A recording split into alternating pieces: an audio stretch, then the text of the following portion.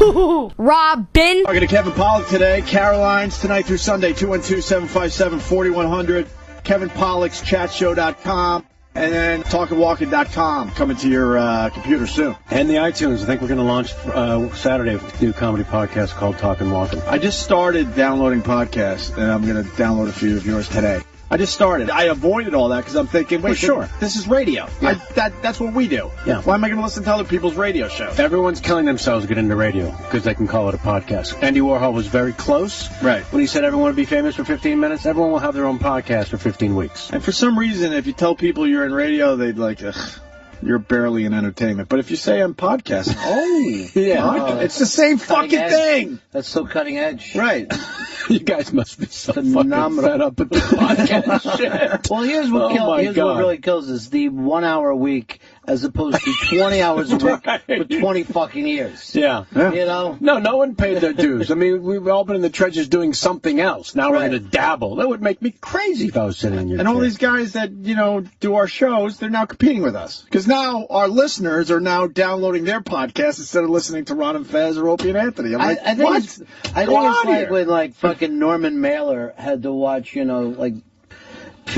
people, blowing his books off because, Fonzie writes a book. And suddenly Norman Mailer's like, what the fuck? Fonzie writes a book. I'm fucking busting my ass over here. But you're right, the big difference earlier that you mentioned is 100% true, and it is sort of the dividing line. Yeah, you guys are getting paid. Yeah. They're making a living. And they had some living at that. No, we're good. You put in your 20 years and you make a living because you put in your time. Right. You're getting paid because you've earned it. And the rest of us that are dicking around with these podcasts should not be getting paid, and we're not. As much as I bitch, it's still great what we do. Only one smart guy away from figuring out how to make money. I know, that's what we're all waiting for. There's just one guy.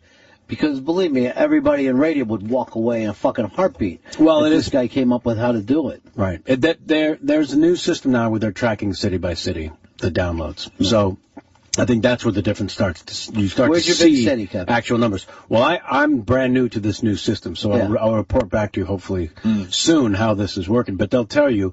When I say there's 1 million downloads on iTunes, that's a trackable number. But I don't know where the fuck these downloads. They're coming from all over the world. Right. But when they say you've had 10,000 in Austin, Texas last month, then that becomes a thing. Right. And that's where you guys are making your money because your numbers are going up in these clubs. And... I guess it's all marketing. Everything's driven by fucking marketing. True. You know how it is. My first book comes out Christmas time. Yeah? How I Slept My Way to the Middle. Come on, it's a funny title. We're laughing. I don't know what the book's going to be, but it's a funny title. You don't even know yet. No. I'm going to start with the title and I'll figure out everything else. I've been working on it for a year. It's secrets and lies from his life in the biz. Stories? Basically. Yeah. You got a lot like of the stories. one with Nicholson. That's in there. That'll be in there. Good. So our listeners don't have to buy the book. No, I'll just come back. I'll just come back and eventually I'll read the entire book. Will you? But Ronnie makes a point, like with the podcast, and before we move on, sure, these guys are doing an hour a week and keeping their audience. Right. So I'm like, why do we have to do 20? And then Ronnie was telling me off mic, you do 4 hours a day. Let's say 3 are like over the top, just fucking, you're in the zone. You're Michael fucking Jordan. And then it's fucking Flashlight for 3 hours. And then the last hour is like, I'm trying to think of another, like a kind of a middle of the road NBA guy. It's just there and okay. They'll fucking focus on that. Motherfuckers. Right. Or you do 4 hours of great radio and it doesn't matter because by tomorrow you got to do it again. Yeah. And then these guys are podcasting 1 hour, and I'll get to another one next week. Like you even said, like you're going to bring your flashlight back thing. And fuck yeah, people will be like, Jesus Christ, again with flashlight. Yeah, but we'll add something to that. We fucking heard that. Twitter's the worst thing ever happened. I would never go on it. I don't go on anything. I'm only on it because I'm a narcissist. Oh, are you? I'm not on Facebook because I don't want my friends to know what I'm doing.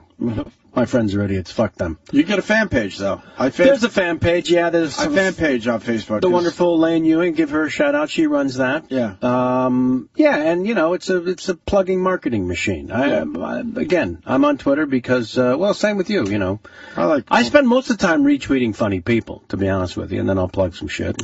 It's really weird to see people like Albert Brooks fucking writing jokes on a daily basis on Twitter. And I've talked to him or Gary Shanley or Steve Martin. Actually, Joel McHale and we did this awful, it turned out bad. It was good on paper. Movie with Steve Martin, Jack Black, and Owen Wilson, the Bird movie. Yeah. Oh, it wasn't good? It was good on paper, though? Oh, yeah. Can I stop you for a I second? thought the trailer was great. I saw the trailer, and then... It looked bad. It's much harder. No offense, it looked much bad. harder. But it brings up a point we've talked about over the years. Movies that were supposed to be outstanding and failed miserably. Yeah.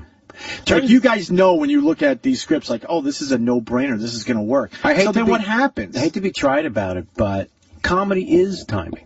And the timing and the delivery of a joke within a conversation in the storyline of a film is as delicate as timing on stage. If you flub a word in the punchline, the joke's gone. Right. And then you have to make a joke about how you fucked up the punchline. Right. But it happens live, so at least there's something happening.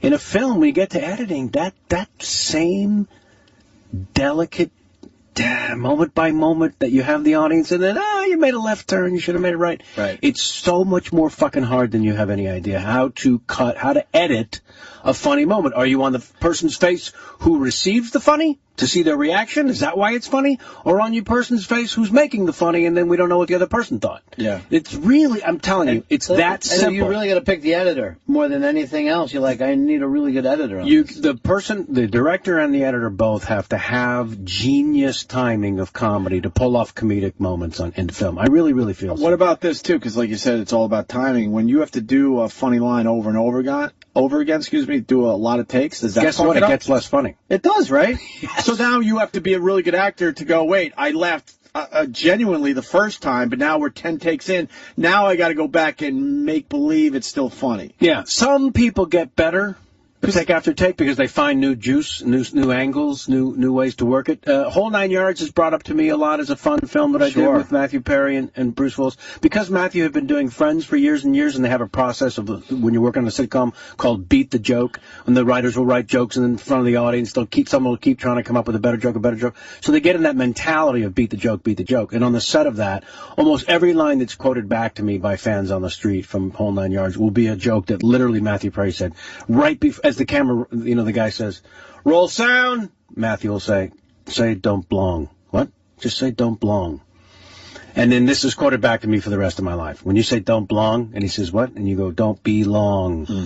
That literally just thrown as the camera's cranking up. Spontaneous. So that, some people just get better. They get experimental, and then that magic just fucking happens. Is there a problem with making movies look perfect, that it fucks up comedy? Because I feel like when we were growing up, some of these great comedies we loved, they were kind of like a little dirty. You know what I mean? They weren't perfect. I think the lighting might not have been perfect. The Hangover, someone might have slightly flubbed something, but they didn't care because the joke was there. The Hangover is a good example of not giving a shit what it looks like and just going for the funny. Just getting funny people. Todd Phillips, I think the guy that realize if you do 20 fucking takes, you're really going to fuck up the chemistry or the funny. Todd Phillips clearly doesn't give a shit what his movie looks like.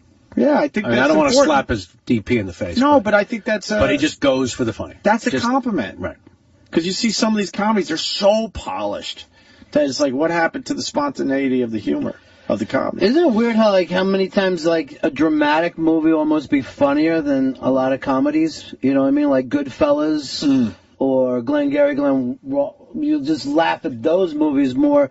But if you'll even see sometimes a comedy... and watch it again a year later, you're like, what the fuck was I laughing at? It got lost on me. Yeah. It just went away. Do you think about Schmidt's a comedy or a drama? I think it falls in, but I laugh my ass off. I laugh my fucking ass off. Every time Deer Butu comes up, whatever that fucking name is, I'm crying. But I went to a theater in Huntington to see this movie. Yeah. I remember this like it was yesterday. I'm howling in the movie theater. I think I went by myself. We might have been off the air at that point. I had to fill up time. And there was a lot of older people in there. No one's laughing. I'm like, what do you think you're seeing here? And am I not seeing this properly? Because I thought the movie was hilarious. But maybe they were thinking that they're going to die soon. That is strange about. They were looking at it as a drama, I guess, which certainly there are those moments there. But as far as black comedy, man, that movie's hilarious. To me, I thought I felt that way about No Country for Old Men. When that crazy lunatic's walking around with that air tank blowing people's heads out, and he has the crazy scene with the guy in the gas station. Right. I'm laughing uncontrollably. I think it's such a great dark comedy at times. I'm laughing so loud that when the film ended, some guy gets up in front of me and looks back and says, "Yeah, well, I guess I'll have to see the film again." Really? I swear to you. I swear to you that because I have an annoying laugh, not on purpose. It's just when it's organic and real. Yeah. I just go, I mean, literally, that's just how it comes out. And in the movie theater, apparently, that can be annoying. Yeah. I was watching Modern Romance with a fucking girl, and I'm like crying. I'm laughing so hard, and she's just staring at me with fucking daggers. Like, how could you think this awful man is so fucking funny? Right. And I just literally had to, like, gasp her, like, this is never going to work. By far my favorite Albert Brooks movie, without compare. And if you've ever been in a fucked up relationship, it's the best movie ever made. It's so fucking true. Yeah. Right. Oh, you're not going to wear that to work, are you, honey? Well, we have some sewing to do. There's men out there, they rape, that's all they do. They just rape. Yeah. It is so fucking dead on when you're at your worst. Yes. And anyone who doesn't get that, you know that person and you've got to stay away from each other. What about Fargo? Same shit. Fargo's that movie's hilarious. Man. Kills me. Right? Kills me hilarious. You know, we were talking about Nick Cage. I think Raising Arizona does not have a setup line in the whole... every fucking line is a punchline to me. Yeah. Every line is the fucking line of the movie as you're watching it. I gotta see that movie again. So fucking strong. It's ridiculous how funny it is. And then you'll meet people who will be like, I don't get it. It's just people weird. Don't act like that. It's just weird. Yeah. Yeah. So the books will have stories. Yeah. You got a lot going on, Kevin. Secrets of Stories and Lies. Movie also I wrote with the director. You like Midnight Run, right? Come on. It's a great comedy. The guy who wrote that, his name is George Gallo, a terrific writer. I wrote a film with him that he directed called Columbus Circle. It's a little psychological thriller with Jason Lee, Giovanna Ribisi, Selma Blair, and some other great people, and it comes out on the Blu-ray DVD March 6th. Are you in it? I'm also in it, yeah. Oh, good. Columbus Circle's the name of that one. You like it?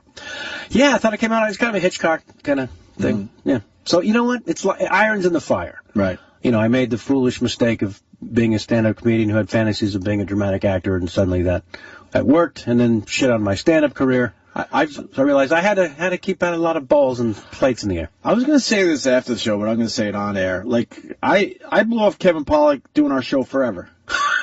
And then he finally did it last year, and you remember our conversation? Yeah. Like, dude, I owe you an apology. You obviously worked with this show, and I was just stupid. Why but you said something today that made it all make sense, that I started looking at you as just a dramatic actor. Yeah. Right. And you said that, which it fucks up your stand-up. How about the curse of care for what you wish? I mean, it's a perfect example. I mean, I wanted nothing more. But when you said that today, I'm like, it finally all made sense to me. Because I'm like, why would we say no to Kevin Polak all these years? You know? Because he was just a dramatic character actor. What do I give? I'm going to have Joey Pants in here? My loss, simply, you know. But, you know, we figured it out. Well, I appreciate that beyond words, so thank you. And yeah, absolutely. I'll be back tomorrow. Is that good for everyone? You can come back tomorrow. I think it's just me tomorrow, so whoever wants to do the show. Ron, you in? You don't have anybody to do tomorrow? We might have Jeffries, maybe. I think Jim Jeffries. Jim Jeffries. Oh, he's great in here. He was here a couple days ago, I thought. Last week, yeah. Last week, so we take advantage, get him on as much as possible when he's on the East Coast. Ron, you want to come back for another set? I got to do this thing today. What thing? And then we got the your big show? announcement. I got to do my show.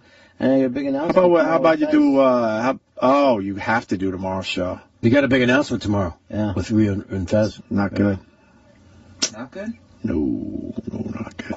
Why would you give that away? Why would you just Why would you say it's bad? Why? I figured it was a 50-50 shot. I have no idea what the announcement is. You really don't? You made that up? Yes. Jesus, you should be in movies. Thank you. You totally fucking had me. The way you said no. It was after the not good. It was a no. And then your reaction. Now you fucked it up, Ron, because I went 50-50. I'm like, it's either good or bad. I'll go with not good. Well, I was going with a whole different way. Oh, were you? Oh, so now you gave it away. Oh, okay. That was going to be. So you're acting. It was going to be my own thing. I'm like, everyone's going like, holy shit. Even Opie thinks it's bad. It is fucking bad. It is bad? That's the See, problem. now I don't know. Now we're all confused. All right. You're both in the next film. The thing is, thank you. just there's so much they're doing with science these days that you're never really out of it. You know what I mean? Like every day, somebody coming up with something new. That's what I say. And if we crack the code on how to make money off podcasting, we can all retire. That's all we're looking for. All right. Yeah, I could handle a 1 hour a week podcast. It's a pain in the ass every day. Yeah, I guess. I guess if you want to know the truth. I wonder if you're going to start bitching about an hour a week, too. Like, I don't fucking believe it. Could you then forget it. Just move on to something else. I honestly think it's going to be shorter and shorter. Like, Sam will be doing 30-second fucking things by the time he's, good enough. How about you just blow out 10? Imagine just blowing out 10 minutes. That'd be nice. 10-minute set. We had a lot of good 10-minute sets today, People,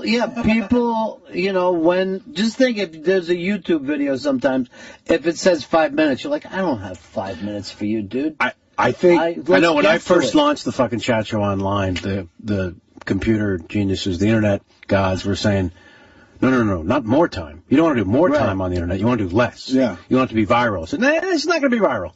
I'm going to sit down and talk to people for a couple hours. And I said, yeah, no, bad idea. Bad. I think the world has changed where if you do less radio, if you're a fan of the show and we do less radio, that frees them up. To do other I'm things. serious, because there are guys that are like, fuck, I got to listen all 20 hours. And I think that's crazy, but they have to. Right. So if you knock that down a little bit, you're freeing them up to maybe check out a Kevin Cut it Polak back to 2 hours? Is that what you're saying? You want to cut it back to 2 hours? I'm thinking 2 hours would rule. 3 hours would be easy. 2 hours would be perfect. All right, I'm making a call. 4 days a week. Here's what you do. 3 hours a day. 12 hours a week. I could do that. You sit down with Christopher Walken and you talk just for an hour about anything. Oh, look, an apple. How do these guys? I gotta ask. It's walking, talking, right? Talking, walking. I-N. How does the guy get in on the conversation? It's because it's just two guys talking. You as walking, you don't know when to jump in. Well, no. See, But honestly, that's the only hurdle the other guy has to get over, which is figure it out. You literally are just talking as we are right now. Right. I'm not going for the joke. When it just like you were saying, drama ends up being funny. Right. The way you were just talking and conversationally, that to me, the subtlety of that, that we're not set up punchline. We're just literally talking about and seeing where it goes. Yeah, I mean, I don't know if you read the story. There's a girl, her and a boyfriend, Valentine's. They had a bondage fantasy where he left her in the car. That was the fantasy. She's naked, duct tape on the mouth. Zip ties around the wrists, and he goes down the block and has a smoke. People drove by, they see the girl in the car, they call nine patrol cars eventually show up, and the couple has to admit, well, it was just a fantasy of ours, and the cop said, you're weird, you're strange people, and you're going to jail. It's not good. So, again, I would be horrible on this show. Because all I would strong. All I'd want to do is just listen to you. And go, oh, right, he needs something from me. No, I have a huge smile. I love his walking. I'm just sitting there like dumbfounded. How do I get in on that? I get ridiculous, like bizarro world stories that you pull from, every day. When you guys, 4 hours is so fucking intimidating to me. So there's got to be daily stuff that comes in that you're looking at. That's kind of it. We just pull some stuff to talk about. No, we'll be checking it out. All right. Talkin Walkin. TalkinWalkin.com coming soon with the INs. That's how you spell them. Yeah, because I don't want his family to sue me. Right. I know he likes it. Well, open house tomorrow. Whoever wants to come back. Ronnie's fucking blowing me off. How about you do one set? Coming around 9. About 9? And then you slide into your big announcement. All right, I'll come in at 9. How about 8? I got you for 9. Let's go for 8. Well, you're going to have Jeffries, right? Yeah, I don't know what we're going to talk about. He's a weird dude. You want a comfort zone. No, I like Jeffries. I'm fucking around. I think he's going to do very strong for you tomorrow. Yeah. There's a lot of buzz about it right Jimmy's now. Gone. Jimmy's down where Anna Nicole Smith died. You're doing that area. Losing partners one Holy hour, fuck. another one's fucking leaving you. Yeah. Sam, you doing radio tomorrow? I don't think so. Oh, thank God, because they don't want you on the air. Exactly. I'll be back at 8. Come on in. I'll come in at 8. I sense it. I want this look, though. You want that? She's dead, though. Well, what happened? The eye patch. The eye patch lady's dead. Come on. Why just pirates? Why can't you sport an eye patch and be... You think that look will ever be cool? The eye patch? Eye patch? They've been trying forever. Is there something else we could do for the one-eyed people? I'm just going to say it. I'm just going to say it because it's all your listeners are thinking right now. Yeah. The fuck flashlight. Boom. There it is. Right in the eye. Boom. There you go. All right, we're babbling now. So Kevin Pollak would be. We know. We know that much. Yes. We know when we're just fucking staggering to the fucking. Love you guys. This is a thrill for me. Thank you. Kevin Pollak. KevinPollaksChatShow.com is definitely happening. You get that on iTunes. It's at Kevin Pollak on Twitter. Live every. You retweeted one of my Sunday. lines, by the way, and I'm gonna fucking say that made my fucking night, man. What do you mean? I've retweeted you several times. I know. No, please. That was fucking big for me. Thanks. Big. David Wayne, the new movie Wanderlust with Okay. Paul Rudd and Jennifer Aniston, the guy who wrote and directed that, David Wayne. He wrote it with Ken Marino, but David Wayne is going to be my next victim on the chat show on March 4th. Nice. It's live every Sunday afternoon. He's Nice. literally streaming. You think that movie's going to blow up from this weekend? I just saw it, and I hope Yeah. it kills, because Yeah. You liked it? I'm not kidding. It is hilarious. And it has that delicate balance of being silly, and then there's a little bit of a love story there, and they don't shove it in your fucking face or down your throat. It just happens, and you're like thankful for it, because the movie is so silly and funny. I just did Ken Marino on the Unmasked. Love him. He's amazing. He is really Hysterical. so fucking brilliant of a guy. Oh, I remember you plugging that he was going to be on, because you were saying, I don't have to tell you that it's anyone about this, because the ladies want this guy, and he's coming in. Everybody from the state that has this cult following, but the thing is, I was just telling you today, he wrote the thing Diggers a couple years ago, which is a real kind of straight film Marino wrote about Long Island clam diggers back in the 70s. I just think it's really fucking solid. Diggers is a good movie. Yeah, it's really solid. I'm gonna check that out, too. It's almost like a fucking 70s film. Wow. You know, it's kind of got like a diner breaking away feel about it, but real blue collar stuff. And then he wrote this film, and it's really... I saw it with a full audience, and they were fucking going crazy. Yeah. So I hope he... Wanderlust. I hope he Hilarious. gets a big fucking pop out of it. Because I haven't. You'll laugh. I promise I haven't you. wanted to see a movie in a long time. I promise you you'll laugh. It seemed like a shitty year for movies. It was not a great year, which is another reason to not give a fuck about the Academy Awards. So now come out to Carolina. Oh, never mind. We might have to do Carolines now, Ronnie. You're doing all this stuff. Gotta be We enough. might have to do Carolines. Unless that with fucking Kevin ugly Pollak. dog comes out and dances around the stage from the artist. That would be reason enough for me to show up. Right. That fucking dude Did is you amazing. see that they're banning Borak to fucking... Really? Yeah, he's not... They pulled his fucking tickets. Persona non grata? Yeah. Why? Because... Sacha Baron Cohen you're talking about? Yeah, they thought that he was going to show up in his character and walk the... The dictator? Yeah. That looks hilarious to me. And they're like, you're not going to fucking market your show here. So they Really? yanked them, and now they look like dicks. Of course. And everyone's pissed off about it. So he's getting the press he wanted anyways, he doesn't have to show up. Because they have to do Fantastic. it. That's what you got to do. You got to Yeah. create a stink and then not have to come in. I like that. I like that a lot. I want to just franchise the show. Find a new new aunt. Younger, faster, fucking better, yes, of cuter. course. Bigger flashlight? Yes, all that. All right, we're out of here. Kevin Pollak's going to be coming back in tomorrow, but it's Caroline's tonight through Sunday, 212-757-4100. And, of course, Ron Bennington. Fuck, thank you so much, man. Sure, bro. And maybe we'll see you tomorrow, I hope. And it's the iBang on Twitter. The iBang on Twitter is... Have you explained that to our audience, the whole iBang thing? It's just like a funny website with a lot of It's different really good. stuff. Have you a big checked fan out of it? Yes, No. I absolutely am. I got some of the interviews on there and stuff, too. iBang.